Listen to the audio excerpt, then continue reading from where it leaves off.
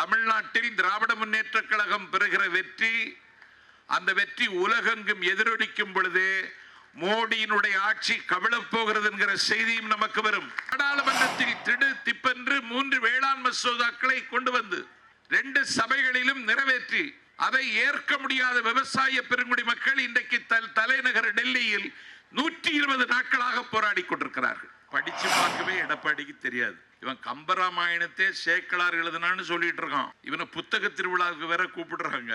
என்னையும் புத்தக திருவிழாவுக்கு இந்த வருஷம் கூப்பிட்டாங்க. நான் சொன்னேன், எடப்பாடி எல்லாம் கூப்பிடுற இடத்துல என்ன கூப்பிடாத, நான் வரமாட்டேன்ட்டேன். ஆபிரகாம் இவனை சொல்லி கொடுத்துருக்கான். ஆபிரகாம் லிங்கன் ஒருத்தன் இருந்தான், அதை சொல்லணும். இவனுக்கு ஆபிரகாம் லிங்கனே வரல. ஆப்பு ஆப்பு ஆப்பு ஆப்பு ஆப்புன்னு சொல்லி ஆபிரகாம் லிங்கனுக்கே ஆப்பு வச்சுட்டான். அப்படி ஒரு தற்குறியை, ஒரு தப்பிலியை, ஒரு தரித்திரம் பிடித்தவனை தமிழ்நாடு முதலமைச்சராக உட்கார வைத்துக் கொண்டு நாடாளுமன்றத்தில் வேளாண் மசோதாவை ஆதரித்து விட்டு அந்த வேளாண் மசோதாவில் விவசாயிகளுக்கு என்ன கேடுன்னு கேட்டவன் இந்த எடப்பாடி பழனிசாமி. சரித்திரம் பிடித்த சர்வாதிகாரிகள் செய்யாத சண்டாளத்தனத்தை இந்த சல்லிப்பயல் எடப்பாடி பழனிசாமி கூச்சமில்லாமல் செய்கிறான் என்றால் இந்த குலத்துரோகிக்கு தமிழ்நாட்டில் ஒரு தொகுதியிலும் அதிமுக வெற்றி பெற்றது என்ற செய்தி வந்துவிடக்கூடாது. தேர்தல் அறிக்கையை கழக தலைவர் கோடி நிலாக்களுக்கு குளிர்ச்சி தருகிற அண்ணன் ஸ்டாலின் வெளியிட்டு மிக குறுகிய நேரத்தில் ஒரு செய்தியை சொன்னார். இது ஜனநாயகத்திற்கான போர் என்றார். இது ஜனநாயகத்திற்கான போர் என்பதையும் தாண்டி இது பாசிசத்தை வீழ்த்துவதற்கான போர். ஒரு கலாச்சார பாசிசம் தமிழ்நாட்டில் காலூன்ற துடிக்கிறது. அந்த அமைப்பை தமிழ்நாட்டு மக்கள் நினைவு தெரிந்த நாளிலிருந்தே நிராகரித்து வருகிறார்கள். ஆனால் எப்படியாவது தமிழ்நாட்டில் காலூன்றிவிட வேண்டும். கனிகுலுங்கும் காஷ்மீரில், சிவந்து கிடந்த திரிபுராவில், உலக புகழ் பெற்ற சுற்றுலாத்தலம் கோவாவில் எல்லாம் காலூன்ற முடியுமானால் தமிழ்நாட்டில் ஏன் காலூன்ற முடியாது என்ற ஒரு கேள்வியை கேட்டுக்கொண்டு பாசிஸ்டுகள் எந்த இடத்திலும் ஊடுருவ முடியும் என்று கருதி கொண்டிருக்கிற காலகட்டத்தில் அதற்காக இன்றைக்கு அவர்கள் அரசு எந்திரத்தை பயன்படுத்துகிறார்கள். Government machine. இன்றைக்கு ஆதார் இருக்கிற நம்முடைய எண், ஆதார் பாதுகாப்பானதா, ரகசியமானதா, என்னுடைய தனிமனித சுதந்திரத்திற்கு எந்த ஆபத்தும் விளைவிக்காது ஆதார் என்பதற்கு ஏதாவது ஆதாரம் இருக்கிறதா என்றெல்லாம் எனக்குள் இந்த ஆதாரை இவர்கள் கட்டாயப்படுத்திய காலத்தில் எனக்குள் ஒரு கேள்வி எழுந்தது.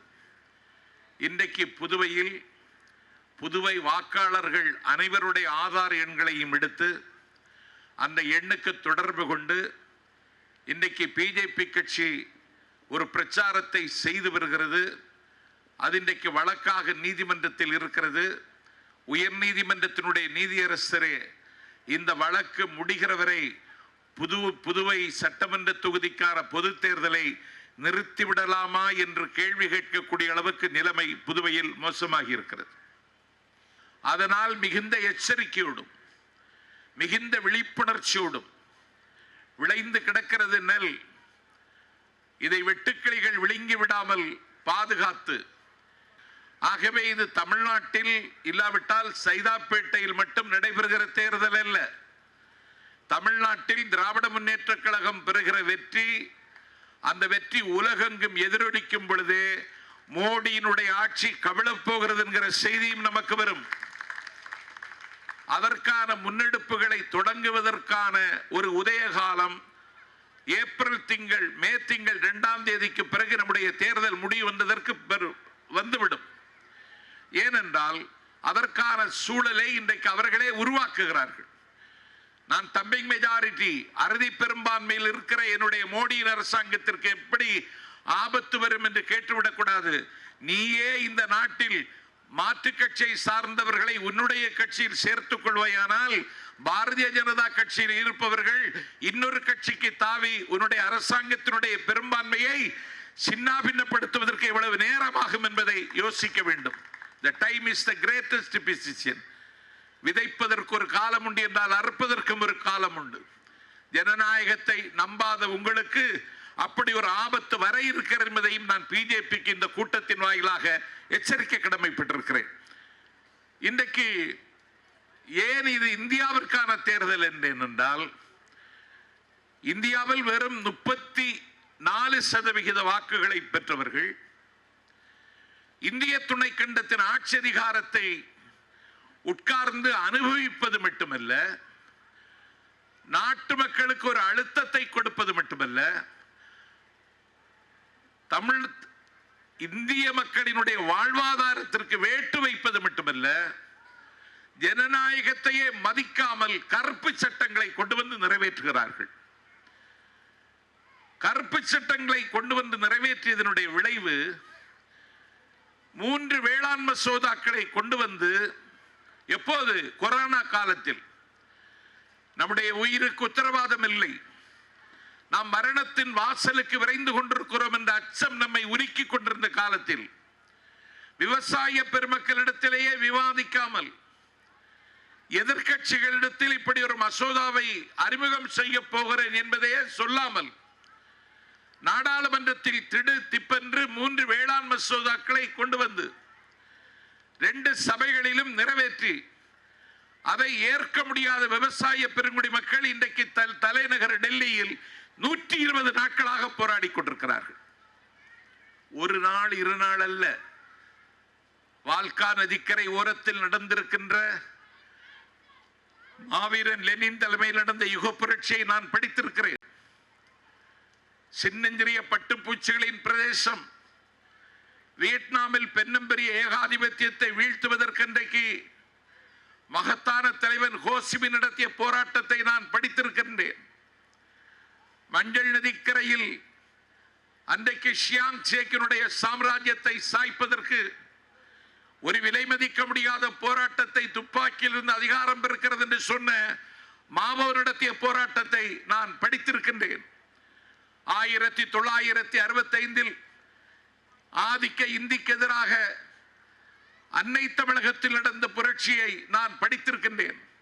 ஆனால் சமகால இந்தியாவில் எந்த ஊடகங்களும் இதை சொல்லவில்லை. எந்த செய்தித்தாளும் இந்த செய்திக்கு முக்கியத்துவம் தரவில்லை. ஒரு நாள் அல்ல, 120 நாட்களாக போராடி கொண்டிருக்கிறார்கள் விவசாயிகள்.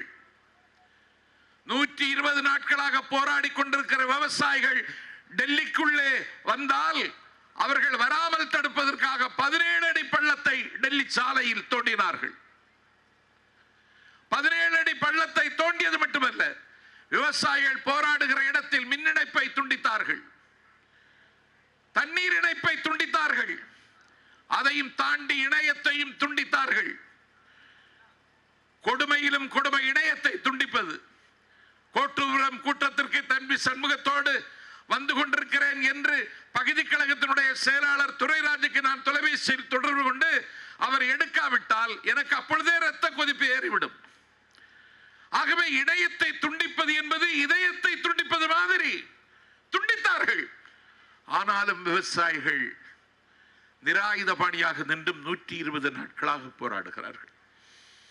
என் பெருமைக்குரிய வாக்காளர்களே, உங்கள் நலத்துக்காகவும் என்பதையும் தாண்டி இந்த நாட்டு மக்களின் நலத்துக்காக யோசிப்பது உண்மையாக இருக்குமானால், இன்றைக்கு இதுவரைக்கும் 284 பேர் அந்த போராட்டத்தில் செத்து விட்டார்கள்.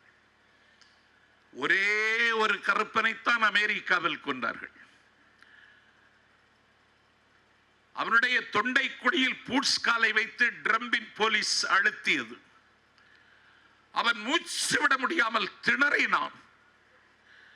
ஒரே ஒரு கருப்பரை தொண்டைக்குடியில் பூட்ஸ் காலை வைத்து அவரை மூச்சு விட முடியாமல் அளவுக்கு அடித்து துவைத்து அமெரிக்க வீதியில் கொன்று போட்ட கொடுமைக்கு எதிராக அமெரிக்க மக்கள் இதற்கு ஒரே பதில் ஜனநாயகம் தான், வாக்குச்சீட்டு தான் என்று சொல்லி உலகமே நான் தான் என்று நம்பிக்கொண்டிருந்த ட்ரம்பை இன்றைக்கு தூக்கி தூர வீசி எறிந்து 78 வயது நிரம்பிய ஜோ பைடனை வெள்ளை மாளிகையில் உட்கார வைத்தார்கள்.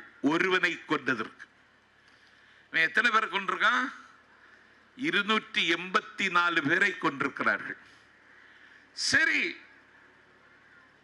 தமிழ்நாட்டு தேர்தலுக்கும் இதற்கு என்ன சம்பந்தம் என்று என்னிடத்தில் கேட்டால், அந்த வேளாண் மசோதா நாடாளுமன்றத்திலே நிறைவேற்றுவதற்கு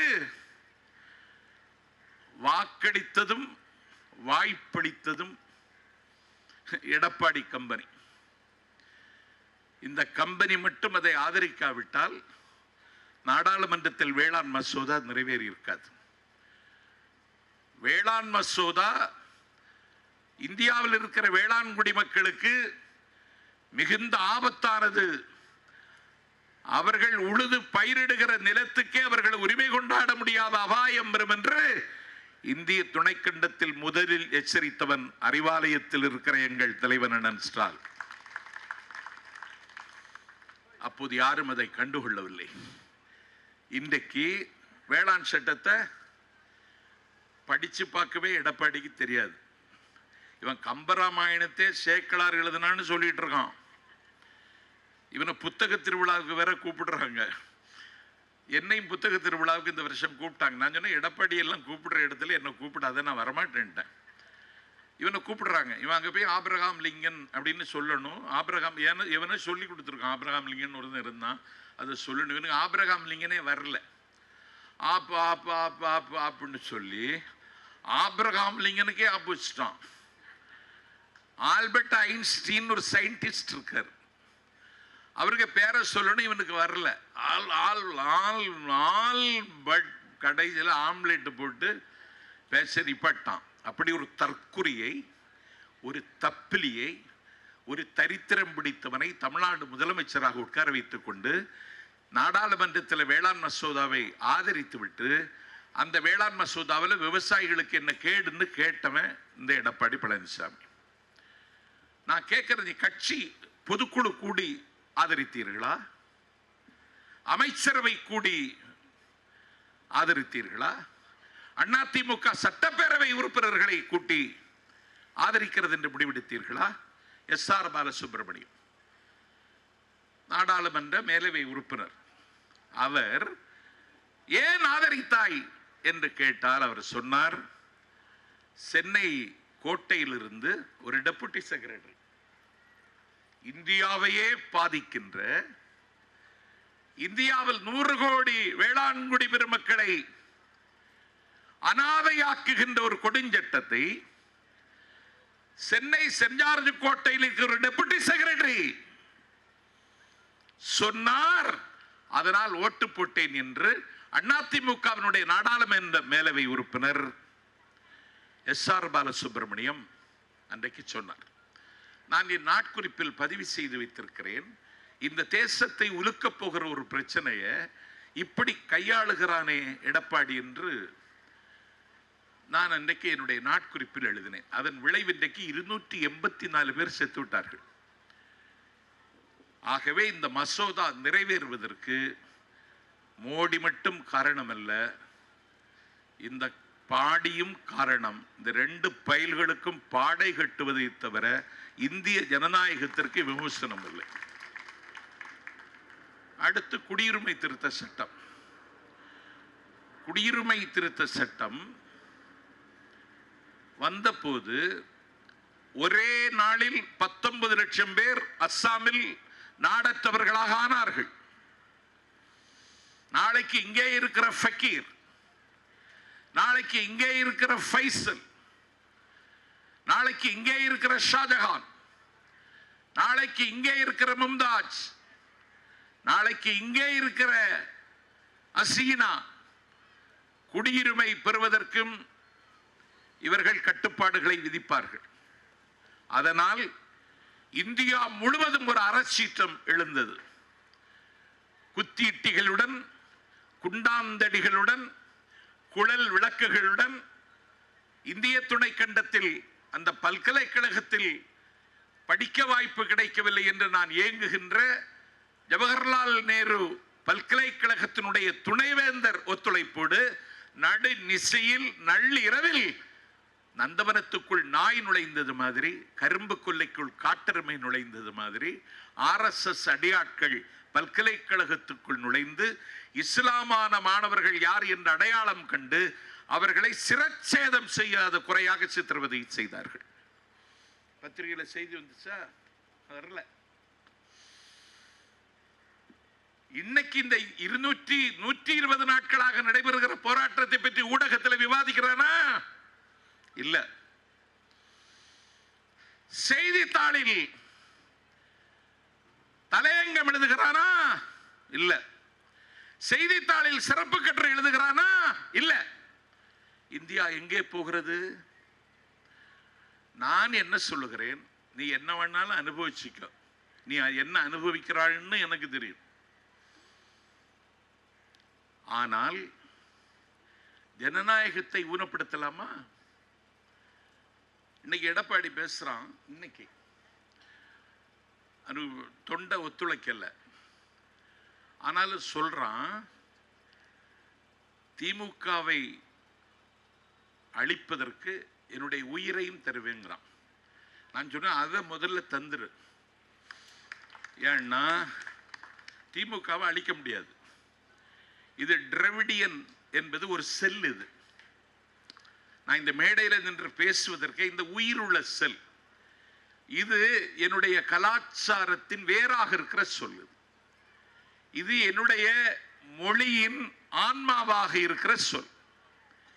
இது என்னுடைய பண்பாட்டின் வண்ணமாகவும் எண்ணமாகவும் இருக்கிற சொல்.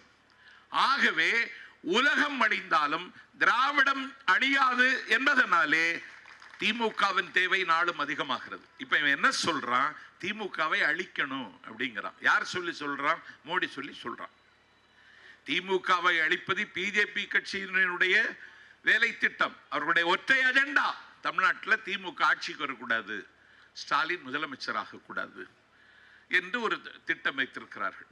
அதையும் தாண்டி 22,000 கிராம சபை கூட்டங்களை நடத்தி உங்கள் தொகுதியில் ஸ்டாலின் என்று ஒரு நாள் 6க்கு மேற்பட்ட தொகுதி மக்களை சந்தித்து கிட்டத்தட்ட 2.5 கோடி வாக்காளர்களை நேரடியாக face to face, heart to heart, முகத்துக்கு முகம், இதயத்துக்கு இதயம் பார்த்து பேசி ஒரு மிகப்பெரிய தயாரிப்பு வேலையை எனக்கு தெரிந்து உலக அரசியல் வரலாற்றில் எந்த ஒரு தலைவனும் தேர்தலை சந்திப்பதற்கு முன்னால் இப்படி மக்களை சந்தித்ததில்லை.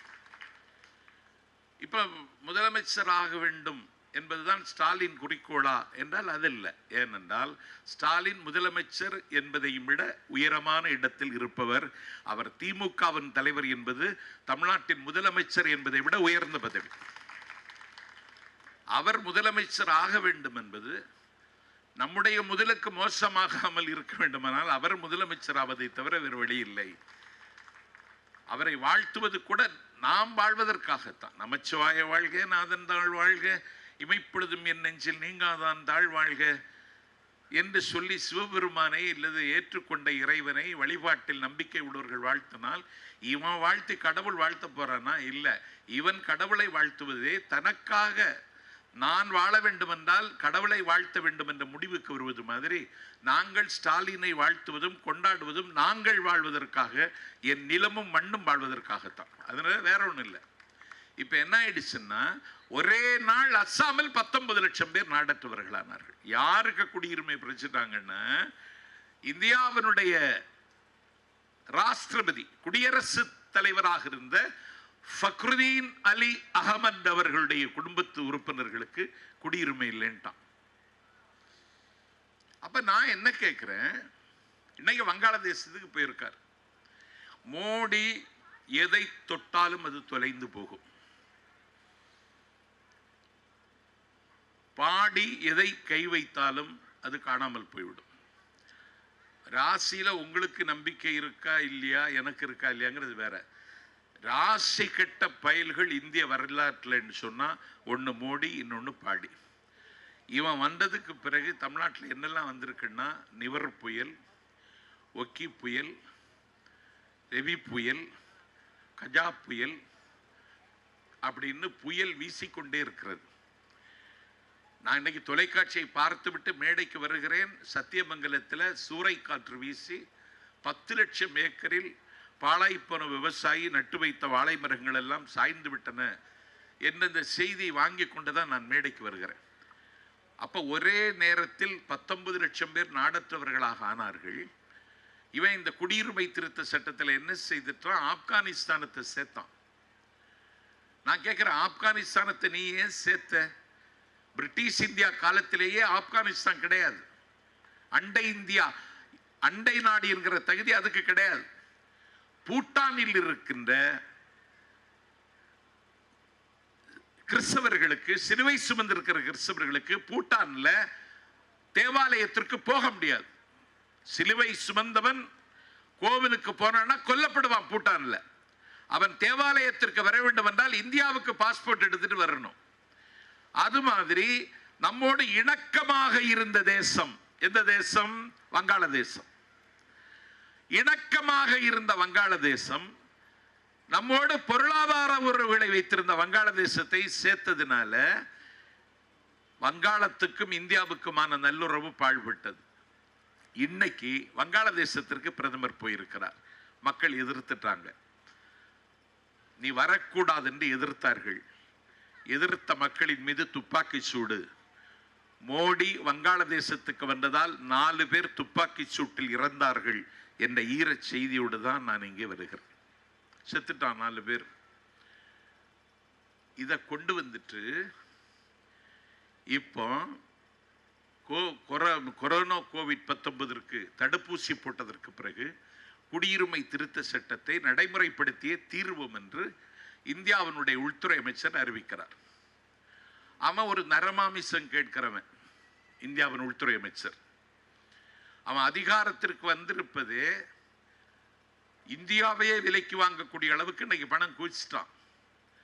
அவனுக்கு பையன் ஜெய்ஷா, அவன் எங்களை வாரிசு அரசியல்ங்கிறான். அவனுக்கு பையன் ஜெய்ஷா தான் இந்தியாவினுடைய கிரிக்கெட்டையே தீர்மானிக்கிறான். 10,000 கோடி 20,000 கோடி பஞ்சாயத்தெல்லாம் இன்றைக்கு பேசுவது யாருன்னா இந்தியாவினுடைய உள்துறை அமைச்சருக்கு மகன் ஜெய்ஷா. இவன் வாரிசு அரசியலை பற்றி பேசுறான். நாஞ்சில் சம்பத் கேட்கிறேன், நீ நிறைவேற்றிய சட்டம், நீ போட்ட உத்தரவு எதுவாவது இந்த நாட்டு மக்கள் கரை சேருவதற்கும் காப்பாற்றுவதற்கும் தந்ததுன்னு சொல்லு. மேடைக்கு வந்திருக்கான் அஜய்வேலு. நான் உன்னை கேட்டேன், நேற்று முன்தினம் எழில் கொஞ்சுகின்ற ஆல்ப்ஸ் மலையின் உயரத்தில் ஐநா ஜெனீவாவில் ஐநா மனித உரிமை கவுன்சிலில் இலங்கைக்கு எதிராக 1.25 லட்சம் மக்களை துடிக்க துடிக்க கொன்று 3.5 லட்சம் மக்களை முள்ளிவாய்க்கால் முற்றத்தில் சிக்க வைத்து உலகப் போரில் நடைபெற்ற போது கூட இவ்வளவு பேர் செத்ததில்லை என்கிற ஒரு துயர கதையை எழுதுவதை அரங்கேற்றிய அந்த கொத்தபயா ராஜபக்சே அவனை, அவன் சாம்ராஜ்யத்தை, அவன் இலங்கையை சர்வதேச தீர்ப்பாயத்தில் விசாரிக்க வேண்டும் என்று இந்தியா கொண்டு வந்திருக்க வேண்டும் என்ற தீர்மானத்தை வாஷிங்டனில் இருந்து, நியூயார்க்கில் இருந்து நாடு கடந்த தமிழீழ அரசவையினுடைய தலைவர் ருத்ரகுமாரன் என்னிடத்தில் பேசினார். இந்தியா கொண்டு வந்திருக்க வேண்டும் என்ற தீர்மானத்தை இந்தியா கொண்டு வரவில்லை. இந்தியா வெறும் பார்வையாளராக இருக்கக்கூடாது, அதிலே பங்கெடுத்து தலைமை தாங்க வேண்டும் என்று ருத்ரகுமாரன் உலகெங்கும் இருக்கிற தமிழர்களின் காதுகளுக்கு அந்த செய்தியை சொன்னார். இலங்கைக்கு எதிராக கொண்டு வரக்கூடிய தீர்மானத்தை எதிர்த்து இந்தியா வாக்களிக்க வேண்டும் என்று இந்திய துணைக்கண்டத்தின் 3வது பெரிய கட்சி 39 நாடாளுமன்ற உறுப்பினர்களை வைத்திருக்கிற திராவிட முன்னேற்ற கழகம், ஒரு 100 ஆண்டு கண்ட திராவிட இயக்கத்தின் ஒரே தலைவன் அண்ணன் ஸ்டாலின் இந்தியாவின் பிரதமருக்கு வேண்டுகோள் விடுத்தார். இந்த பிரச்சனைக்காக வாழ்வையும் வசந்தத்தை இழந்த அண்ணன் வைகோ அவர்கள் வேண்டுகோள் விடுத்தார்கள். இந்தியாவில் இருக்கிற எல்லா ஜனநாயக சக்திகளும் இந்தியாவுக்கு வேண்டுகோள் விடுத்ததற்கு பிறகும் தமிழ்நாட்டில் தேர்தல் இருக்கிறது, புதுவையில் தேர்தல் இருக்கிறது, அந்த மக்களின் முகம் பார்த்து பேச வேண்டியது இருக்கிறது. சரி, இதை எதிர்த்து விடலாம் என்ற ஒரு பண்புக்கு கூட பாரதிய ஜனதா கட்சி வரல. ரொம்ப ஆச்சரியமா இருந்த எனக்கு. அப்ப இவர்கள் எவ்வளவு மிலேச்சத்தனமான அயோக்கியர்கள், எவ்வளவு மிருகத்தனமான நடவடிக்கை மேற்கொள்வதற்கு தயங்காதவர்கள் என்று நான் நினைத்து நினைத்து கவலைப்பட்டேன். பொது தேர்தலை சந்திப்பதற்கு தமிழகம் போக வேண்டியது, புதுவைக்கு போக வேண்டியது.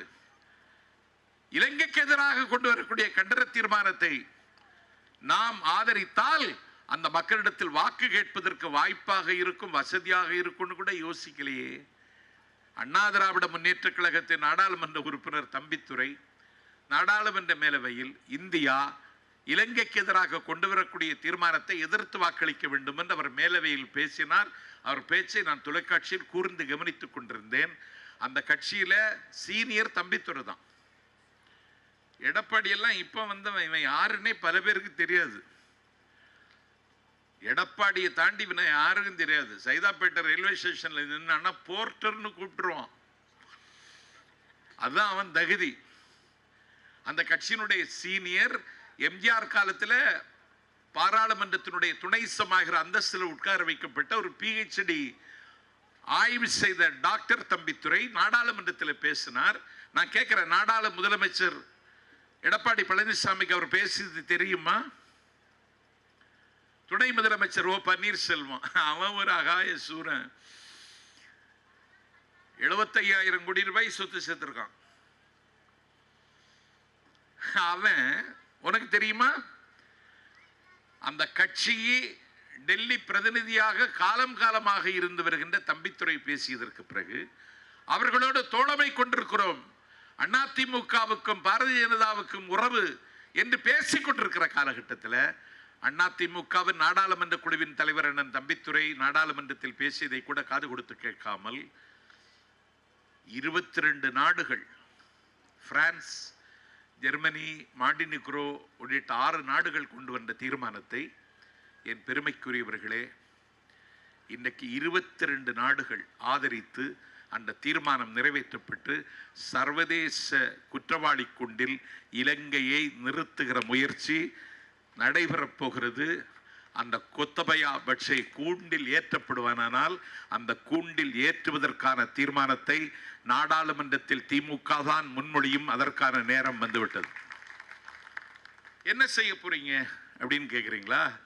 இன்னைக்கு வங்காளதேசத்துக்கு போயிருக்கான்னு அவனுக்கு வரலாறு தெரியாது மோடிக்கு. அந்த வங்காளதேசத்துக்கு போயிருக்கிற மோடிக்கு சொல்றேன், நான் வாக்காளர் பெருமக்களுக்கு சொல்லுகிறேன். 991 நினைக்கிறேன், நான் எல்லாம் ஸ்டூடெண்டா இருக்கிற காலம். அதெல்லாம் நாங்கள் எல்லாம் தேடிக்கொண்டிருந்த காலத்தில் நான் மேடைக்கு வந்த அப்போது வங்காளதேசத்தில் யுத்தம். ஒன்றாக இருந்த பாகிஸ்தானில் அது 2ஆக உடைகிறது. தலைவர் கலைஞர் அன்றைக்கு முஜிபுர் ரஹ்மான் படத்தை போட்டே முரசொலியில் எழுதினார். அப்போது மக்களுக்கு எதிரான அடக்குமுறையை பாகிஸ்தான் கட்டவிழ்த்து விட்டது. மக்களுக்கு எதிரான அடக்குமுறையை எப்ப அது 991 மக்களுக்கு எதிரான அடக்குமுறையை பாகிஸ்தான் வங்காளதேசத்தில் கட்டவிழ்த்து விட்ட பொழுது குலாம் அஸ்ஸம் என்று சொல்லக்கூடிய ஒரு அமைப்பின் தலைவர் அந்த அடக்குமுறையை ரசித்தான், அந்த அடக்குமுறையை அங்கீகரித்தான். பாகிஸ்தானோடு கைகோர்த்து கொண்டு அடக்குமுறையிலும் அவர் ஈடுபட்டார், குலாம் அஸ்ஸம். இன்றைக்கு எத்தனை வருஷத்துக்கு பிறகு பாருங்க, நான் இந்த சைதாப்பேட்டை கோட்டூர் கூட்டத்துக்கு வந்திருக்கேன். இன்னைக்கு சொல்றேன், 91 அந்த அநியாயத்தை செய்தவனுக்கு, அவனுக்கு இன்னைக்கு வயசு 91, குலாம் அஸ்ஸத்துக்கு. இன்னைக்கு அவருக்கு 90 ஆண்டு காலம் தன் சிறை தண்டனையை சர்வதேச தீர்ப்பாக வழங்கி இருக்கிறது. நாஞ்சில் சம்பத் நினைக்கிறேன், என் அண்ணன் ஸ்டாலின் முதலமைச்சரானால், ஸ்டாலின் சொல்லக்கூடிய பிரதமர் இந்தியாவில் உட்கார்ந்தால் கொத்தபயா ராஜபக்சேவையும் கூண்டில் ஏற்றுவதற்கும் தண்டனை பெற்று தருவதற்கும் பெரிய தயக்கம் இருக்காது. இதையும் இன்னைக்கு அதிமுக வேடிக்கை பார்க்கிறது. எப்படி வேடிக்கை பார்க்கிறான்? பதிலே சொல்லல, கருத்தை சொல்லல. ஒரு முதலமைச்சர் இதை பதவி செய்யவும் இல்லை, கருத்து சொல்லவும் இல்லை. அந்த கட்சியினுடைய துணை முதலமைச்சர், கட்சியினுடைய சீஃப் மிஸ்டர் ஓ பன்னீர்செல்வம் கருத்தை சொல்லல. இவர்கள் எந்த உலகத்தில் இருக்கிறார்கள் என்பதை புரிந்து கொள்ளுங்கள். நமக்கு வீடு வேண்டும், நமக்கு சோறு வேண்டும், நமக்கு வேலை வேண்டும், நமக்கு வாழ்க்கை வேண்டும், நமக்கு வெளிச்சம் வேண்டும், நமக்கு வசந்தம் வேண்டும், நம்முடைய வருங்கால சந்ததிகள் நன்றாக இருக்க வேண்டும் என்பது ஒரு கட்டம். அது ஒரு பார்ட் அரசியல்ல.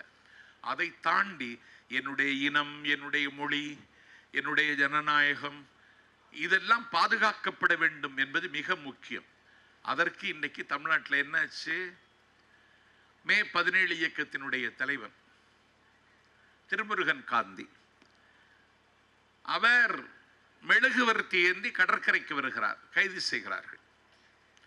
சரி, மோடியின் கட்டளை, கைது செய். என்ன சட்டத்தில் போட்டான்? குண்டர் சட்டத்தில் போட்டான். பிஜேபி கட்சியை எதிர்த்து கடுமையாக விமர்சித்த என் மீது, அந்த கட்சியின் தலைவர் மீது விமர்சனம் வைத்த என் மீது 8 வழக்கு. அதுல என்ன கேஸ் தெரியுமா? எனக்கு மேல போட்ட கேஸ், எடப்பாடி போட்ட case women's harassment case. Women's harassment case 8 case போட்டான். அப்ப யாராவது உரிமைக்கு பேசினால், யாராவது உரத்த குரலில் பேசினால், சரித்திரம் பிடித்த சர்வாதிகாரிகள் செய்யாத சண்டாளத்தனத்தை இந்த சல்லி பயல் எடப்பாடி பழனிசாமி கூச்சமில்லாமல் செய்கிறான் என்றால், இந்த குலத்துரோகிக்கு தமிழ்நாட்டில் ஒரு தொகுதியிலும் அதிமுக வெற்றி பெற்றது என்ற செய்தி வந்துவிடக்கூடாது.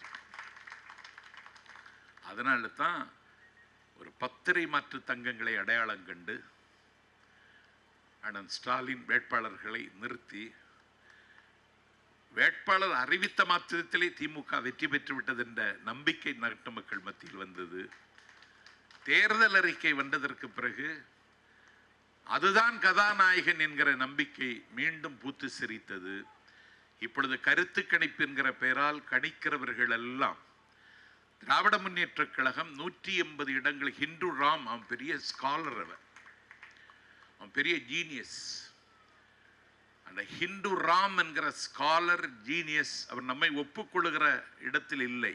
ஆனால் அவரே ஒப்புக்கொண்டு இந்த கணிப்பை பார்த்தால் திமுக 200 இடங்களில் வெல்லும் என்று யார் சொல்றது? ஹிந்து ராம் சொல்றார். எங்களுக்கு எங்க இருந்து பாராட்டு வருது பாருங்க. கலைஞர் காலத்தில் கிடைக்காத பாராட்டும் கௌரவமும் எங்கள் தளபதியை நோக்கி வந்து கொண்டிருக்கிறது. கலைஞர் செய்ய முடியாததை தளபதி செய்வார் என்ற நம்பிக்கை நாட்டு மக்களுக்கு வந்திருக்கிறது. செய்துட்டார். கலைஞர் தலைவராக இருந்த காலத்தில், ஜெயலலிதா முதலமைச்சராக இருந்த நேரத்தில் நாடாளுமன்ற தேர்தலை சந்தித்தோம். எனக்கு நல்ல ஞாபகம் இருக்கிறது. ஆஃப்டர் எமர்ஜென்சி திமுகவின் மீது பழி, ஊழல், திருட, போக்கிரின்னு திமுகவின் மீது புறம்பேசி தெரிந்த காலம் எல்லாரும். ஆஃப்டர் எமர்ஜென்சி நாம் ஒரு மிசா சட்டத்தை எதிர்கொண்டு ஆயிரக்கணக்கானவர்களை சிறைக்கு அனுப்பி நாம் மிகப்பெரிய தியாகம் செய்து பழியும் சுமந்து நின்ற காலத்தில் தேர்தலை சந்திக்க தெருவுக்கு வந்த பொழுது அன்றைக்கு வட சென்னையில் மட்டும்தான் திமுக வென்றது. வாலிப பெரியார் ஆசை தம்பி வட சென்னையில் வாகை சூடினார். ஆஃப்டர் எமர்ஜென்சிக்கு பிறகு கூட திமுகவினுடைய பிரதிநிதி டெல்லியில் இருந்தான். ஆனால் ஜெயலலிதா முதலமைச்சராக இருந்த காலத்தில் முத்தமிழறிஞர் தலைவர் உலவுகின்ற சரித்திரம், உறங்காத தமிழ் காற்று, சந்தன தமிழின் சிந்தனை ஊற்று தலைவராக இருந்த காலத்தில் திமுகவினுடைய பிரதிநிதி எங்க அக்கௌண்ட்டை ஓபன் பண்ண முடியல, பிரதிநிதி இல்லை. இன்னைக்கு கலைஞர் கல்லறை குயிலாகிவிட்டார்.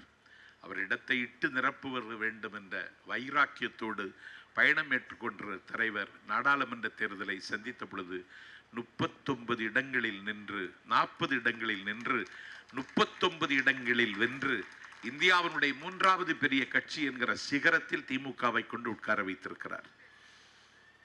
அதையும் தாண்டி ஜெயலலிதாவின் அரசியல் காலம் வந்ததற்கு பிறகு தமிழ்நாட்டில் இடைத்தேர்தல் என்றால் ஆளுங்கட்சி தான் ஜெயிக்கும்.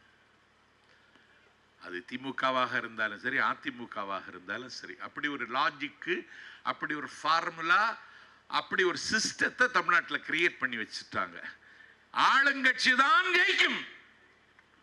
இடைத்தேர்தல் என்றால் அந்த நியதியை, அந்த நிலையை திராவிட முன்னேற்ற கழகத்தின் தலைவர் அண்ணன் ஸ்டாலின் 23 தொகுதிகளில் இடைத்தேர்தல் வந்த பொழுது ஆளுங்கட்சி அதிமுகவின் கையில் இருந்த 13 தொகுதிகளில் வாகை சூடினார்கள் என்றால் தந்தை பெறாத வெற்றியை தனையன் பெற்றுக் கொண்டிருக்கிறார்.